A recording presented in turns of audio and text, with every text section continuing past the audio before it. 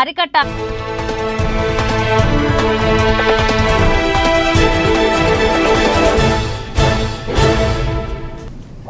నమస్తే, welcome to ANN. పిలిచిన ముందుగా హెడ్లైన్స్. గచ్చిబౌలి స్పోర్ట్స్ డిస్ట్రిక్ట్ ను ప్రారంభించిన CM Revanth. Young India physical education sports వర్సిటీకి శ్రీకారం. రావణ్ పురాణాలను అవమానించాడన్న సీఎం చంద్రబాబు. రౌడీలు సంఘ విద్రోహ శక్తులను ఎవరూ ప్రోత్సహించవద్దని హెచ్చరిక. పోక్సో కేసుకు బండి భగీరథ్ కు బెయిల్ మంజూరు. సాక్షులను ప్రభావితం చేయొద్దని హైకోర్టు ఆదేశం. ఆస్ట్రేలియాలోని మెల్బోర్న్ లో ప్రవాస భారతీయులు భారీ బహిరంగ సభ. వేదికపై మోదీని ఆలింగనం చేసుకున్న ఆస్ట్రేలియా ప్రధాని ఆంటోనీ ఆల్బనీస్. ఇక ఆస్ట్రేలియాలోని మెల్బోర్న్ లో భారత్ ఆస్ట్రేలియా స్నేహబంధం మరొకసారి మెరిసింది. అక్కడ జరిగిన ప్రవాస భారతీయుల భారీ బహిరంగ సభలో అద్భుత దృశ్యం ఆవిష్కృతమైంది. వేదికపైకి చేరుకున్న భారత ప్రధాని నరేంద్ర మోదీ ఆస్ట్రేలియా ప్రధాని ఆంటోనీ ఆల్బనీస్ ఆత్మీయంగా ఆలింగనం చేసుకున్నారు. ఈ సందర్భంగా భారత్ ఆస్ట్రేలియా సంబంధాలు సరికొత్త శిఖరాలకు చేరాయని ప్రధాని మోదీ అన్నారు. దీనికి ప్రవాస భారతీయులే ప్రధాన కారణమని కొనియాడారు.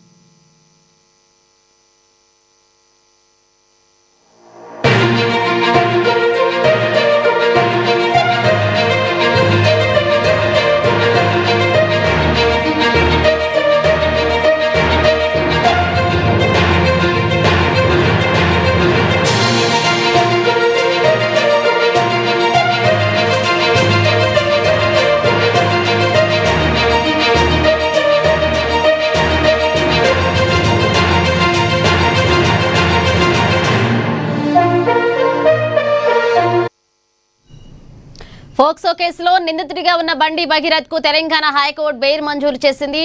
1,00,000 పూచీకత్తుతో పాటుగా కోర్టు నిర్దేశించిన షరతుల మేరకు బెయిల్ మంజూరైంది. ఈ కేసు విచారణ కొనసాగుతున్న నేపథ్యంలో న్యాయస్థానం కీలక ఆదేశాలు జారీ చేసింది. కేసు విచారణ ప్రక్రియకు ఎలాంటి ఆటంకం కలగకుండా ఉండాలని హైకోర్టు స్పష్టం చేసింది. కేసుకు సంబంధించిన సాక్షులను ఎట్టి పరిస్థితులను ప్రభావితం చేయరాదని బండి భగీరథ్ ను ఆదేశించింది. అలాగే విచారణకు అవసరమైన సమయంలో దర్యాప్తు అధికారులతో పూర్తిగా సహకరించాలని సూచించింది.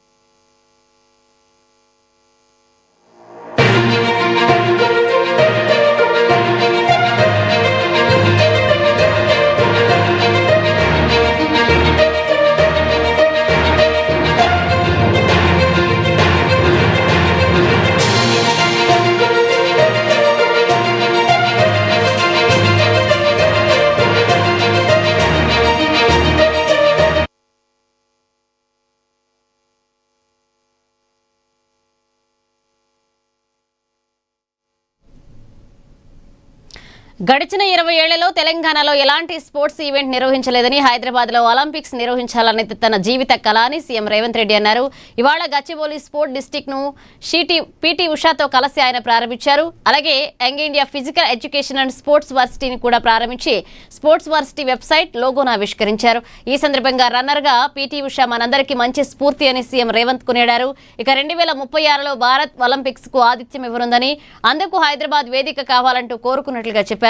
యువతకు ఉద్యోగాలు రావాలి అంటే చదువు ఒక్కటే కాదని, క్రీడల్లో రాణించి దేశానికి పేరు తీసుకొస్తే ఖచ్చితంగా ఉద్యోగం వస్తుందన్నారు. By Mahatma Gandhi, while freedom fight was going on 1921 to 1931, Mahatma Gandhi ji has run a newspaper. It is called Young India, to inspire India to fight freedom, to get freedom. These facilities we have used 10 to 15 years for marriages, other political programs, which is very unfortunate. That is why I have decided to revive all the sports culture in Hyderabad, Telangana. Hyderabad, Telangana wanted to host Olympics. In 2036, India is going to host Olympics. That time, we are preparing our state, our Hyderabad, to host Olympics in Hyderabad.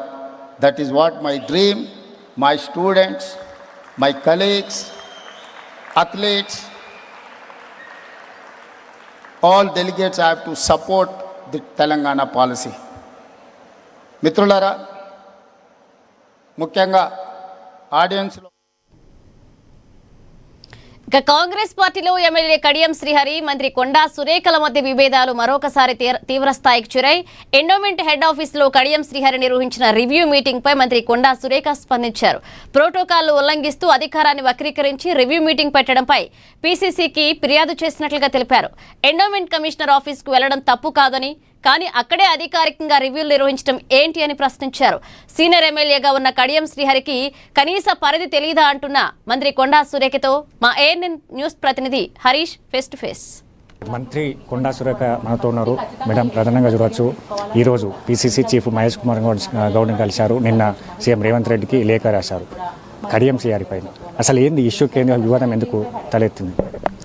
Kadiyam Srihari గారు ఏదైతే ఉందో మా endowment commissioner ఆఫీస్లోకి వెళ్ళి తన representations ఏవైనా ఉంటే కమిషనర్కి ఇవ్వడంలో తప్పు లేదు. ఆయన కమిషనర్ ఛాంబర్లోకి వెళ్ళి కమిషనర్ గారికి ఇవ్వాలి. అట్లా ఇవ్వకుండా మీటింగ్ హాల్లో కూర్చోబెట్టుకొని, అధికారులందరినీ కూర్చోబెట్టుకొని, కమిషనర్ని పక్కన కూర్చోబెట్టుకొని, మంత్రి కూర్చునే స్థాయిలో ఆయన కూర్చొని రివ్యూ నిర్వహించి అధికారులకు నేను ఆదేశాలు ఇచ్చి, ఇవి నాకు కావాలి, ఇన్ని రోజుల లోపల కావాలి అని చెప్పి నేను ఆదేశాలు ఇవ్వడం జరిగింది. ఆయనే ప్రెస్ నోట్ రిలీజ్ చేయడం జరిగింది. అది చూసిన తర్వాత నేను రియాక్ట్ అవ్వడం జరిగింది. ఒకవేళ ఆయన ఏమంటాడంటే నన్ను పోవద్దనడానికి ఆమె ఎవరు అనే మాట మాట్లాడారు. నేను వెళ్ళొద్దు అనడం లేదు, వెళ్ళొచ్చు, ఎవరైనా వెళ్ళొచ్చు. వెళ్ళిన వాళ్ళు రిప్రజెంటేషన్ ఎక్కడ ఇవ్వాలి? కమిషనర్ గారి ఛాంబర్లో డైరెక్ట్ కమిషనర్ గారికి ఇవ్వాలి. బట్ ఈయన రివ్యూ నిర్వహించి ఆదేశాలు ఇచ్చి నాకు ఇది చెయ్యండి అని చెప్పి నేను చెప్పాను అనేటువంటి మాట చెప్పినప్పుడు రివ్యూ ఎవరు పెడతారు? కమిషనర్ ఆఫీస్లో ఒక మంత్రి పెట్టాలి. మరి మంత్రి స్థాయిలో నువ్వెట్లా పెట్టావు, నువ్వు ఆదేశాలు ఎట్లా ఇచ్చావు అనేటువంటి మాట మీదనే నేను తప్పుపట్టాను. ఆ విధానాన్ని తప్పుపట్టాను తప్పితే ఆయన ఎందుకు వెళ్ళాడు అనేటువంటి మాట మీద నేను తప్పుపట్టడం లేదు. ఆయన వెళ్ళొచ్చు, ఆయన నాకు కలవడం ఇష్టం లేకపోతే ఇన్ఛార్జ్ మినిస్టర్ని కలవచ్చు, ఆయనను కలవడం ఇష్టం లేకపోతే ముఖ్యమంత్రి గారిని కలవచ్చు.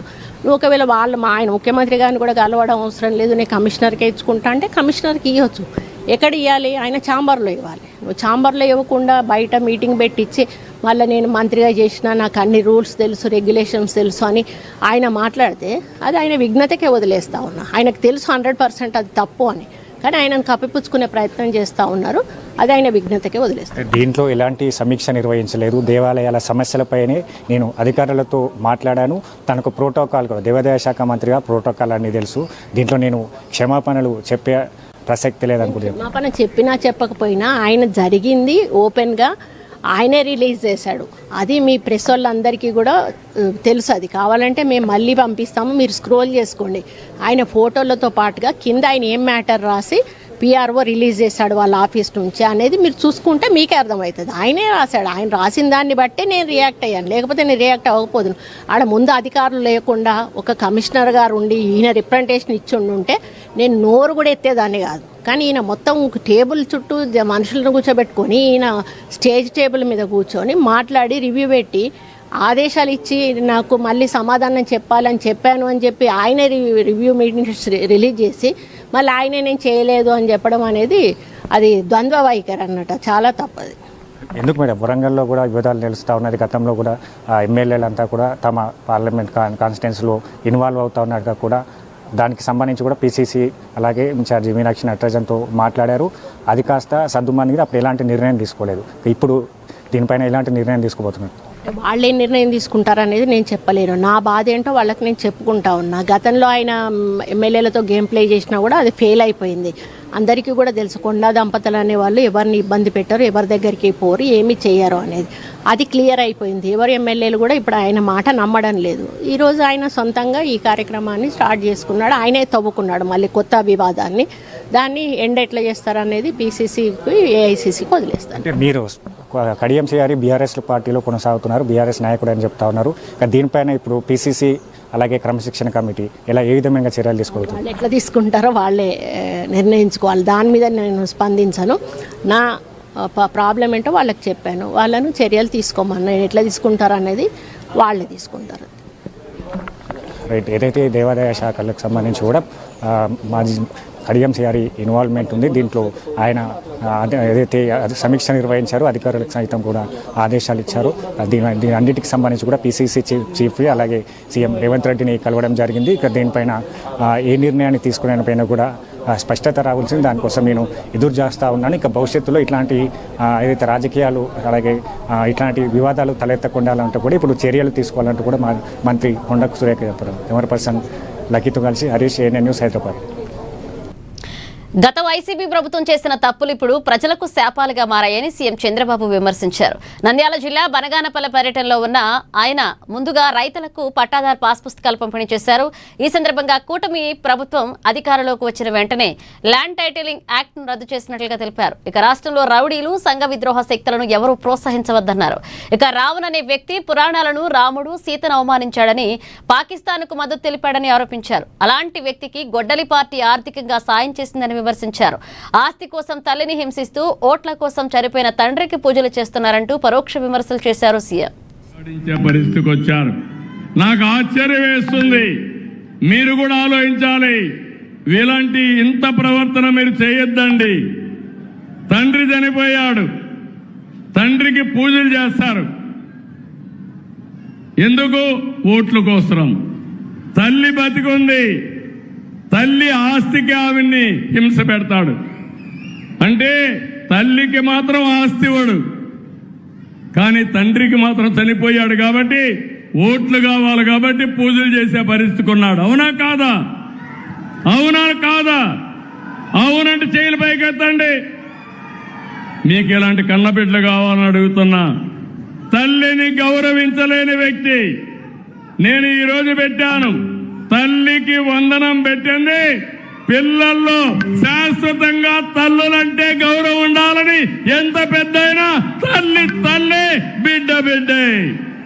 అవునా కాదమ్మా? ఇలాంటి వారసత్వాన్ని, ఇలాంటి పనులు చేయాల్సిన వ్యక్తుల్ని మనకు కావాలని అడుగుతున్నా. మళ్ళీ చెప్తున్నా,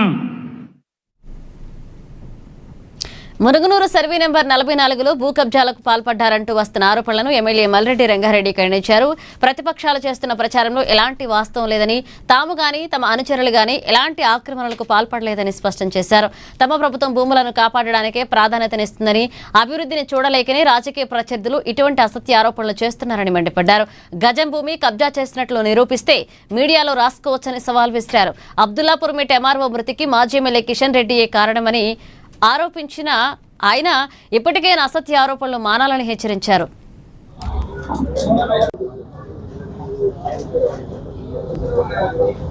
అందరం దయచేసి, నేను పార్టీలకు అతీతంగా, ఇవాళ అన్ని పార్టీలలో ఉండొచ్చు.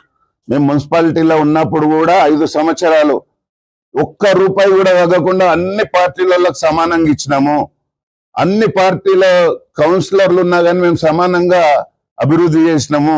ఎక్కడ ఎవరికి తక్కువ చేయలేదు. మేము దలుచుకుంటే ఒక్క రూపాయి కూడా ఇవ్వకుండా ఆపగలుగుతుంటాం. కానీ మాకు అట్లాంటి పని కాదు. ఈ మున్సిపాలిటీ అంటే మా సొంతం. మేము అంతటా అభివృద్ధి జరుగుతూనే మున్సిపాలిటీ అభివృద్ధి జరుగుతుందన్న ఉద్దేశంతో ఫండ్స్ పెట్టడం జరిగింది. ఇవాళ మున్గనూరులో ఇద్దరు మా కౌన్సిలర్లు లేకుండే, అందరికంటే ఎక్కువ మున్గనూరు చాలా డెవలప్ అవుతుందని ఎక్కువ ఫండ్స్ మున్గనూరుకి ఇచ్చినాం. మా సొంతూరు కూడా వదిలిపెట్టి తురకాయం జరగానే రాగన్న కూడా మన పెద్దలు, మన ఆర్మీ శాఖ మంత్రులు కొమరెడ్డి వెంకరెడ్డి గారు, అలాగే మన ఎంపీ చామల కిరణ్ రెడ్డి గారు, మన ఎమ్మెల్యే గౌరవ మల్లె వెంకరెడ్డి గారు, అలాగే కార్పొరేటర్ మల్లె రామరెడ్డి గారు దాదాపు ఈ ప్రాంతానికి గత 15 సంవత్సరాలకు అన్యాయం జరిగింది. ఎన్నో కాలనీ పెరుగుతున్నాయి. ఎంతోమంది చాలా రద్దీ ప్రాంతాల నుండి గుర్తించి ప్రధాన రహదారుల్ని దాదాపు 338 కోట్లతోటి మన ప్రాంతానికి ప్రధాని మోదీ పిలుపునిచ్చిన సర్ కార్యక్రమంలో ప్రతి ఒక్కరూ భాగస్వామ్యం కావాలని ఎంపీ అరవింద్ అన్నారు. ఇక నిజామాబాద్ జిల్లాలోని జానకంపేటలో గూడ్స్ షెడ్ ను ఆయన ప్రారంభించారు. రోహింగ్యాలు, బంగ్లాదేశీలను దేశం నుంచి తరిమి కొట్టాలని ఆయన పిలుపునిచ్చారు. మాధవనగర్ బ్రిడ్జి నిధుల విషయంలో రాష్ట్ర ప్రభుత్వం నిర్లక్ష్యం వహిస్తుందన్నారు. తాముకుంటున్న బియ్యాన్ని కేంద్ర పరిధిలోని ఎఫ్సీఐకి ఇస్తున్న విషయం కూడా మరిచి కాంగ్రెస్ నేతలు ప్రగల్భాలు పలుకుతున్నారని ఎద్దేవా చేశారు. ఎస్ఐఆర్ ప్రక్రియ కొనసాగుతూ ఉంది మన రాష్ట్రంలో.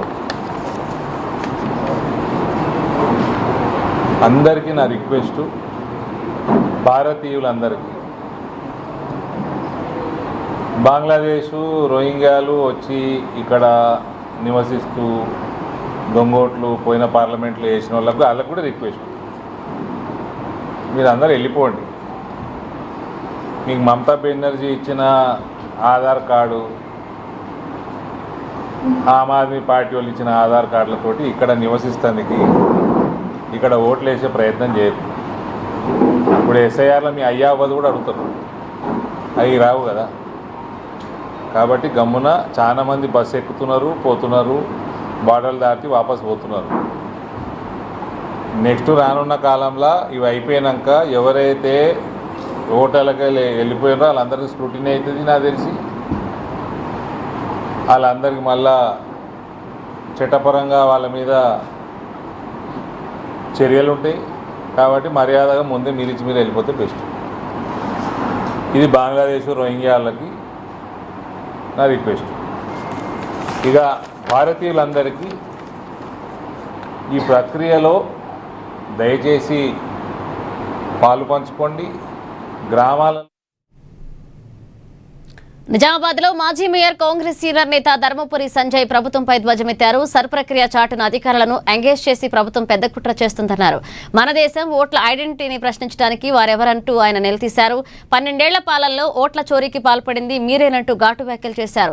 మన సంపద ఇతర దేశాలకు తరలిపోతుంటే పట్టించుకోవడం లేదు అని విమర్శించారు. త్వరలోనే దీనిపై వామపక్ష పార్టీలతో కలిసి ఆందోళన చేపడతామని హెచ్చరించారు. అపోజిషన్ పార్టీలో ఉండి పబ్లిక్ అపోజిషన్ స్టేటస్ ఇచ్చినప్పటికీ లీడర్ ఆఫ్ ది అపోజిషన్ గత 2.5 సంవత్సరాల నుంచి ఎన్ని రోజులు పని చేసిండు, ఎన్ని రోజులు ఆఫీస్కి వచ్చిండు అని అడుగుతా ఉన్నా. ఏమంటే అది మటుకు ఉద్యోగం కాదా? దానికి మటుకు జీతం లేదా? దానికి మటుకు బాధ్యత లేదా? డెఫినెట్గా ఉంది. ప్రజలు ఇచ్చిన ఉద్యోగం కాదండి అది. ఆ ఉద్యోగం ఆయన మానేస్తూ ఆయనకు సంబంధించినటువంటి 3-4 వ్యక్తులు ఇష్టానుసారంగా నోరు పడేసుకొని గత ఫైనాన్స్ మినిస్టరే ఇప్పుడు ఆ స్కీమ్ ఇవ్వలేరు, మీరు ఇది ఎందుకు చేయట్లేదు మీకు తెలియదండి. ఆ గల్లపేట మొత్తం ఎత్తుకపోయింది వాళ్ళు. గత 50 సేమ్ టైం నిజామాబాద్ పబ్లిక్కి అప్పీల్ చేస్తుంది ఏంటంటే కాంగ్రెస్ ప్రభుత్వము ఖచ్చితంగా ఇక్కడ రేవంత్ రెడ్డి గారే కాకుండా పైన సోనియా గాంధీ గారు, రాహుల్ గాంధీ గారు, సోనియా గాంధీ గారి కమిట్మెంట్ మీకు తెలుసు. ఈరోజు మనం ఈ రాష్ట్రంలో ఇట్లా ఇండిపెండెంట్గా ఉండగలుగుతున్నాము.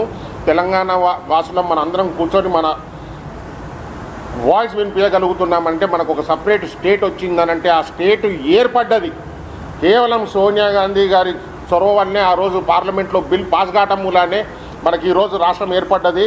మన మీద ఎంత ప్రేమ లేకపోతే 2 రాష్ట్రాల్లో కూడా గవర్నమెంట్ పొడగొట్టుకొని కూడా పార్టీ చాలా ఇబ్బందుల పాలైనప్పటికి కూడా నేను తెలంగాణ పబ్లిక్కి నేను మాటిచ్చి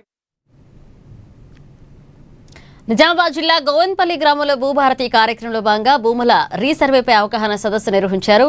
జిల్లా ఏడీ శ్రీనివాస్ ఆధ్వర్యంలో జరిగిన ఈ కార్యక్రమంలో భూముల సర్వే ప్రాముఖ్యతను రైతులకు వివరించారు. గోవిందపల్లిని పైలట్ ప్రాజెక్టుగా ఎంపిక చేశామని, భూ రికార్డులలో ఖచ్చితత్వం కోసమే ఈ ప్రక్రియ చేపడుతున్నట్లు అధికారులు తెలిపారు. రైతులు అవసరమైన పత్రాలను అందించి అధికారులకు సహకరించాలని కోరారు. కార్యక్రమానికి విచ్చేసిన జిల్లా సర్వేయర్ ఏడి గారికి, గోవిందపల్లి సర్పంచ్ గారికి, మండల ఎంఆర్ఓ గారికి మరియు నాయకులకు, గ్రామ ప్రజలకు, గ్రామ పెద్దలకు, యువకులకు, మహిళలకు, కార్యక్రమానికి విచ్చేసిన జిల్లా సర్వేయర్ ఏడి గారికి, గోవిందపల్లి సర్పంచ్ గారికి, మండల ఎంఆర్ఓ గారికి మరియు నాయకులకు, గ్రామ ప్రజలకు, గ్రామ పెద్దలకు, యువకులకు, మహిళలకు, కార్యక్రమానికి విచ్చేసిన జిల్లా సర్వేయర్ ఏడి గారికి, గోవిందపల్లి సర్పంచ్ గారికి, మండల ఎంఆర్ఓ గారికి మరియు నాయకులకు, గ్రామ ప్రజలకు, గ్రామ పెద్దలకు, యువకులకు, మహిళలకు, కార్యక్రమానికి విచ్చేసిన జిల్లా సర్వేయర్ ఏడి గారికి, గోవిందపల్లి సర్పంచ్ గారికి, మండల ఎంఆర్ఓ గారికి మరియు కానివ్వండి, చిన్న చిన్నగా సబ్ డివిజన్స్ లేవని చాలా ఇబ్బందులు అవుతున్నాయి సార్. దీంట్లో చాలా అప్లికేషన్స్ కూడా వచ్చినాయి సార్, మా దృష్టిలో ఉన్నాయి. బాలరాజు గారు చెప్పినట్టు చిన్న చిన్న పంచాయతీలే ఉన్నాయి సార్. రోడ్డు పంచాయతీలు అంటే గ్రామంలో బౌండరీ డిస్ప్యూట్స్ ఏం లేవు సార్. అంతా నా దృష్టికి కూడా రాలేదు. నిజంగా ఈరోజు గోవిందపల్లికి రావడం మా అదృష్టమే సార్. సర్వే విషయంలో చిన్న చిన్న పంచాయతీలే ఉన్నాయి, పెద్దగా కూడా లేవు.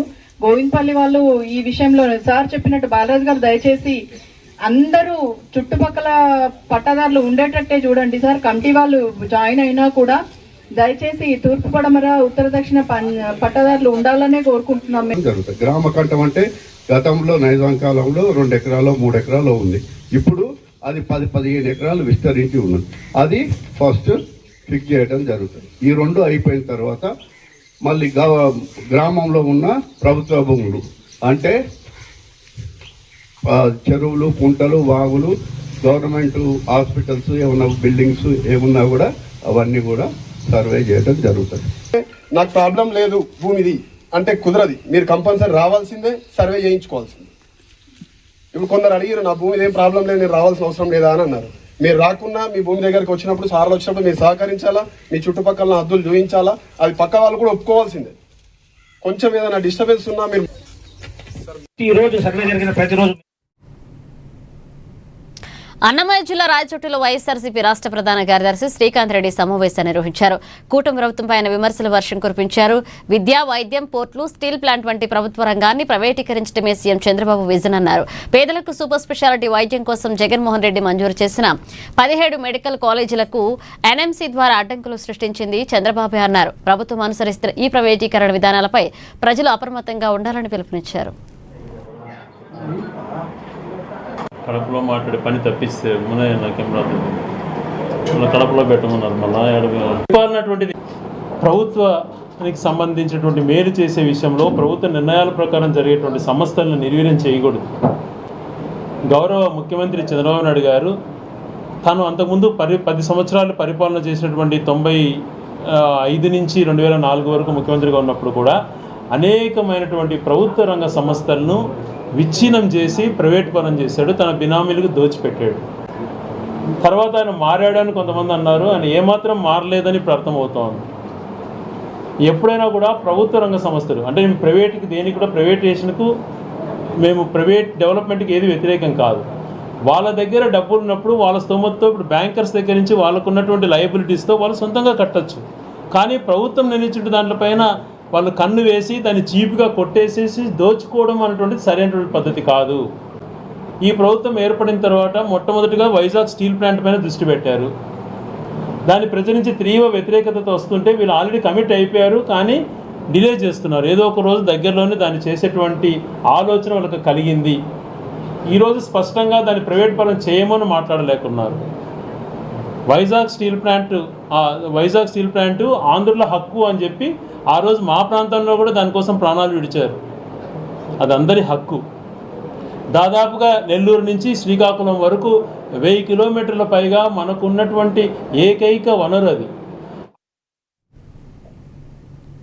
పట్టిసీమ తాడిపూడి ఎత్తిపోతల పథకాల నుంచి పశ్చిమ గోదావరి జిల్లాల విడుదల ప్రారంభమైంది. మంత్రి నిమ్మల రామానాయుడు మోటార్లను ఆన్ చేసి ప్రాజెక్టుల వద్ద గోదావరి మాతకు జలహారతి సమర్పించారు.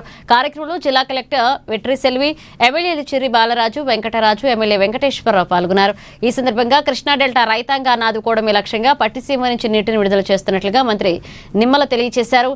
ఎగువ నుంచి వస్తున్న గోదావరి జలాలు సముద్రం పాలు కాకుండా ఒడిసిపట్టి సూపర్ ఎల్నినో ప్రభావం నుంచి రైతులను కాపాడే ముందస్తు ప్రణాళికతో ప్రతి నీటి బొట్టును సద్వినియోగం చేస్తున్నామన్నారు.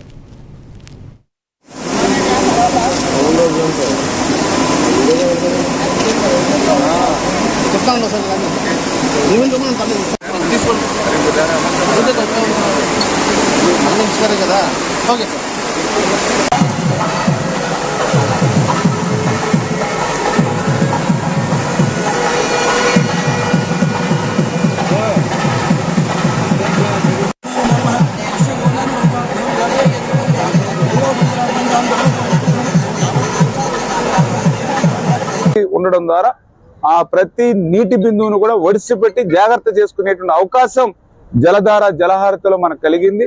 అందుచేత ఈ రోజు చంద్రబాబు నాయుడు గారి ముందు చూపు అంటే ఆ రోజు ఒక పట్టిసీమను తీసుకురావడం కానీ, అదేవిధంగా ఈ రోజు ఒక జలధార జలహారతి తీసుకురావడం కానీ ఏ రకంగా అయితే ప్రజలకు రైతులకు ఉపయోగపడుతుందో మనం ప్రత్యక్షంగా మనం చూస్తున్నామని చెప్పి తెలియజేసుకుంటూ, ఈ రెండింటికి మించి చంద్రబాబు నాయుడు గారి యొక్క వాటర్ మేనేజ్మెంట్. ఎందుకు ఈ మాట చెప్తూ ఉన్నానంటే ఈవేళ కృష్ణా నదిలో ఇప్పుడే చెప్పాను నేను, ఆల్మట్టి, జోరాల, తుంగభద్ర, శ్రీశైలం, నాగార్జున సాగర్ ఎక్కడ కూడా ఒక చుక్క నీరు లేకుండా డెడ్ స్టోరేజ్లో ఉన్నాయి. ఒక్క పులిచింతల్లో మాత్రం మేము 28 టీఎంసీల నీరు జూన్ నెలలో సైతం ఉంచగలిగాం. ఈవేళ పులిచింతల్లో 28 టీఎంసీల నీరు ఉండగలిగింది కాబట్టే మొన్న జూలై 1వ తేదీన కృష్ణా డెల్టాకు నీళ్లు విడుదల చేసి త్రాగడానికి అదేవిధంగా ఆకుమళ్ళకి నీళ్లు ఇవ్వగలిగాం. మరి గతంలో నేను కూడా చూసా 2024లో మన కూటమి ప్రభుత్వ అధికారంలోకి వచ్చాక నేను కూడా ఇరిగేషన్ శాఖ మంత్రిగా రివ్యూ చేస్తే అదే పులిచింతల్లో 1/2 టీఎంసీ నీరు ఉంది. మరి 2023-24లో కూడా వర్షాలు బాగా పడ్డాయి సమృద్ధిగా వర్షాలు పడినటువంటి సమయంలో కూడా పులిచింతల్లో జూన్ నెల వచ్చేటప్పటికి 1/2 టీఎంసీ నీళ్లు ఉంచారు. మరి అదే ఈ 2026 సంవత్సరంలో చూస్తే అదే పులిచింతల్లో 28 టీఎంసీలు జూన్ నెలలో ఉంచాం. లాస్ట్ ఇయర్ కూడా 28-30 టీఎంసీలు నీరు ఉంచాం. అంటే గొడ్డల పార్టీ పాలనకి, కూటమి పార్టీ పాలనకి పులిచింతల్లో ఆ రిజర్వాయర్ చేస్తున్నటువంటి వాటర్ మేనేజ్మెంట్ నీరే మా పనితీరే దానికి ఒక నిదర్శనం అని చెప్పి మీ ద్వారా ఈ సందర్భంగా తెలియజేసుకుంటూ, ఏదైతే చంద్రబాబు నాయుడు గారు కూడా ఈ 13వ తేదీన మన ధవళేశ్వరం బ్యారేజీకి సంబంధించి మరి గేట్లు. బాపట్ల జిల్లా దేశాయిపేట పంచాయతీ పరిధిలోని కప్పలదొడ్డిలో దారుణం చోటు చేసుకుంది. షేక్ ఆశా అలియాస్ వీరమ్మ అనే వివాహిత అనుమానాస్పద స్థితిలో మృతి చెందింది. తండ్రి షేక్ రఫీనే ఫోన్ ఛార్జింగ్ వైర్తో తల్లి గొంతు బిగించి హత్య చేశాడని మృతురాలి కుమారుడు షారుఖ్ ఖాన్ పోలీసులకు ఫిర్యాదు చేశాడు. సమాచారం అందుకున్న పోలీసులు ఘటనా స్థలానికి చేరుకుని మృతదేహాన్ని పోస్టుమార్టం నిమిత్తం ఆసుపత్రికి తరలించారు. నిందితుడు షేక్ రఫీని అదుపులోకి తీసుకుని కుటుంబ కలహాలు ఈ హత్యకు కారణమా అనే ఆ కోణంలో దర్యాప్తు వేగవంతం చేశారు.